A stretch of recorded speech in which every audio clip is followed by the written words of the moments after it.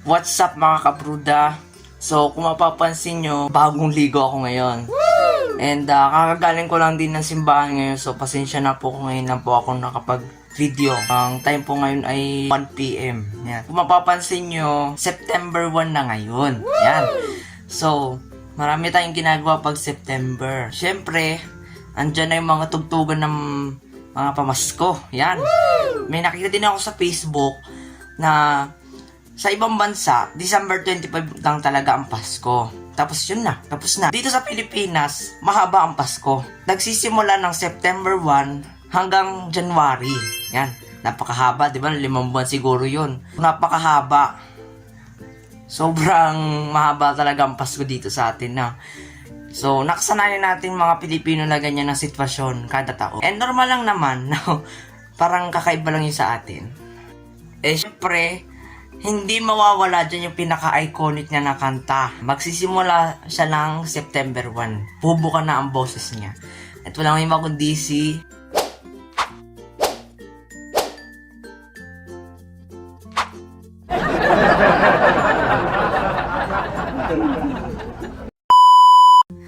Yan! Si Jose Marichan mga bro. Yan, siya yung unang susulpot sa September 1. Yan. Ngayon ay 1st of September. Linggo po ngayon. Kaya po ako yung nagsimba kasi linggo. Ngayon, may naalala ko bigla. So may kukwento ako sa inyo kung paano ba namin ginagawa ang paggal sa September 1. May normal na gawain namin tuwing September 1. So samahan niyo po ako. Tayo po ay mag-story time. Yan. So, for sure, yung iba dito marerelate. Wala nang patumpik-tumpik magsimula na tayo. Okay. Mga August 31, siguro mga bata pa ako noon. Noong August 31, pag sa ibang panahon, maghahanda na kami. So, mag-aano na kami ng mga music. I-arrange na namin yung speaker, yung sound system namin. Then, yung tape recorder na lolo ko, nagagaling sa lolo ko, ginagamit namin yun para matugtog. Kasi nandun lahat yung mga pamasko na pinapatugtog namin tuwing Burr months. Pagdating ng mga September 1, yan na. Naka-arrange na.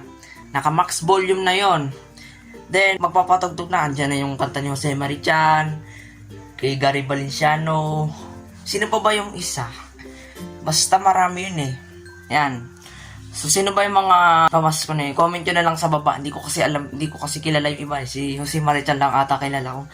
Yun na, magpapatugtog yun. So, siguro yung mga kapitbahay namin, naghahanda din yan. Papatugtog din kami ng pamasko noon. So, napakaingay na nung bahayan namin. Which is, sobrang sarap sa pakiramdam noon. Yung nadadama ko pa yung Pasko. Ba? Pagdating so, yan, tagal-tagal na yun. So, story naman tayo about sa Pasko. Okay, so kapag magpapasko naman sa amin mga bruda, parang pupunta kami sa ibang lugar. Sa lola ko at sa isa ko pang lola. Yan. Yung isa ko po kasing lola, mga bruda, ay patay na. So, November 4, 2020. Hindi ko rin alam kung anong sanhi nung pagkamatay niya. Hindi ko nang natin siya ikukwento yun. Para hindi nyo malaman yung personal detail.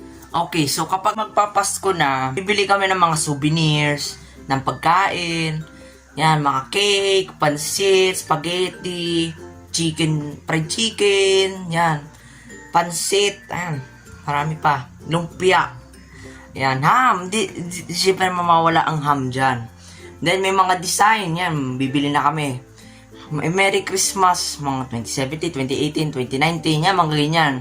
Tapos, pagka dating ng December 24, pupunta na kami sa isa naming lola, mother side. So, doon na kami magpapalipas ng gabi, yan, hanggang December 25, pupunta naman kami sa father side ko na lola. Pero, nung namatay nga yung lola ko noong 2020, iba na ang plan. Ang tita namin, tita ko, napunta na lang kami doon. Para doon namin ma-celebrate yung buong angka namin. Yan. Napunta din sila doon eh. Then, doon na kami pumupunta. Doon din kami nagsiselebrate. Yan. Yan, kwentuhan with the family. Yan. Then, hindi kami nagsistay doon. Parang isang araw lang. Tapos uuwi na agad. Kasi, wala naman kaming magpapag-stayan doon. So, yun lang. naalala ko lang bigla, nung masaya pa ang Pasko, yung dama-dama mo pa. Pero ngayon parang ordinaryong araw na lang. So ito lang yung mensahe ko sa inyo. So dapat i-celebrate nyo pa rin yung Pasko kasi ito hindi ko alam kung totoo ito, pero ito yung birthday, ito yung kaarawan ng kapanganakan ni Jesucristo. Pero wala pa daw talagang eksaktong date kung kailan. Kasi sabi daw, parang malamig na panahon daw nung pinanganak si Jesucristo. So, napili, December 25, kasi doon lang naman malamig, di ba? Pero dito mainit yun. Pero malamig ang simoy ng hangin. Yan. So, yun lang naman, i-celebrate nyo pa rin kasi special day yan. Ha? So, kahit wala namang handa, i-celebrate nyo pa rin, di ba? Yung parang feel nyo pa rin.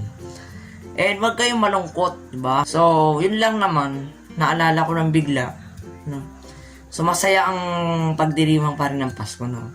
Piliin pa rin natin maging masaya, diba? So, yun lang naman, naalala ko lang bigla. Yan, dami ko na sinabi, naalala, 3 beses ko na sabi. So, ayun lang naman. Ayan. Sobrang nakakamiss lang. Pero, yun lang. Hanggang dito na lang. Salamat sa panonood. Huwag kalimutang i-click ang subscribe button at i-click na rin ang notification bell para malaman nyo po at ma-update ka po kayo sa mga bago ko pong video. Paki-like na rin po at paki-share nyo ito sa mga friends and family nyo po para lumakas itong views. Yan. So, maraming salamat po sa panonood. God bless po sa inyo. Goodbye, peace, love, and goodbye.